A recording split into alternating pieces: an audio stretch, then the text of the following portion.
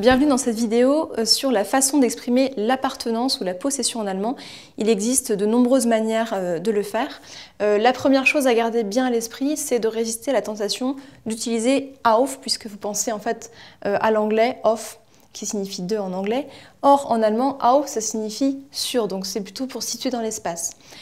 Ici, quand vous avez ce réflexe de dire auf, avec par exemple un nom de personne derrière, le cahier de Jan, on va prendre cet exemple, das Heft auf Jan, c'est pas du tout possible. Préférez à la limite utiliser von, qui signifie de. C'est pas l'idéal pour exprimer la possession, mais ce sera déjà plus correct. Ce sera en tout cas plus correct quand vous utilisez un langage courant, on va dire à l'oral. À l'écrit, préférez vraiment le génitif, il n'est pas si compliqué que ça.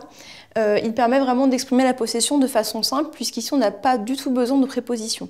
Cette idée d'appartenance, elle est contenue dans l'article qui est là, tout simplement, qui est au génitif. Je vous renvoie d'ailleurs à la vidéo sur les déclinaisons, on explique un petit peu ça en détail. Et donc en fait, c'est comme une étiquette que porterait le groupe nominal pour indiquer cette idée d'appartenance. Ici, le cahier de l'élève, das Heft des Schülers. Ça marche aussi bien sûr au féminin, das Heft der Schülerin. Donc, il faut simplement sélectionner le bon article, ici au masculin des, et vous avez vu qu'il est suivi de la petite marque S qu'on retrouve à la fin du substantif, ne l'oubliez pas. Deuxième cas de figure, lorsque le complément du nom est un nom propre, on peut utiliser le génitif saxon. Donc il va vraiment ressembler à l'anglais, vous pouvez vous appuyer sur ce que vous connaissez en anglais. En fait, on va commencer par indiquer le possesseur, ici c'est Jan, et ensuite indiquer l'objet possédé, ici c'est le cahier Heft. Donc je vais venir en fait simplement ajouter un petit S qui va se coller au substantif. Attention, à la différence de l'anglais, on n'a pas d'apostrophe ici, le S est vraiment collé au nom. On a le droit d'utiliser l'apostrophe seulement lorsque le nom qu'on utilise, le nom propre donc, se termine par un S lui-même ou par un X, ça marche aussi pour le Z. Donc en fait ici dans le cas du prénom Tobias ou Alex par exemple, on ne peut pas coller un deuxième S à Tobias, donc je transforme le S en une apostrophe. Mais en aucun cas, je peux avoir et l'apostrophe et le S, contrairement à l'anglais, méfiez-vous. Dernier cas de figure, les possessifs, évidemment, ils sont très utiles. Les mon, ton, son, etc. Vous les connaissez sans doute en allemand. Je vous rappelle juste une petite chose, c'est qu'on choisit le possessif en fonction du possesseur, donc la personne qui va posséder. Comme en anglais, on va faire une différence à la troisième personne entre le masculin et le féminin, donc à la différence du français.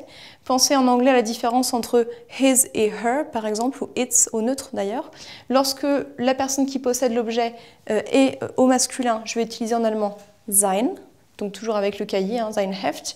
Lorsqu'en revanche on parle d'une fille qui possède ce cahier, je vais utiliser le possessif ihr Heft.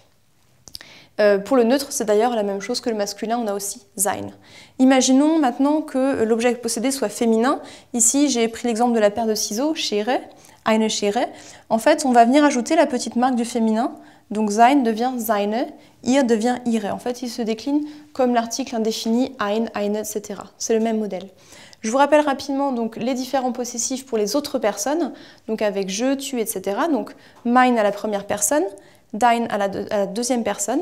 Pour la troisième personne, on l'a vu, donc on a sein, ihr ou encore sein au neutre. Au pluriel, on va retrouver unser, euer. Attention pour celui-ci, au féminin, on va inverser, on va faire tomber le E du milieu et donc on va avoir eure, méfiez-vous.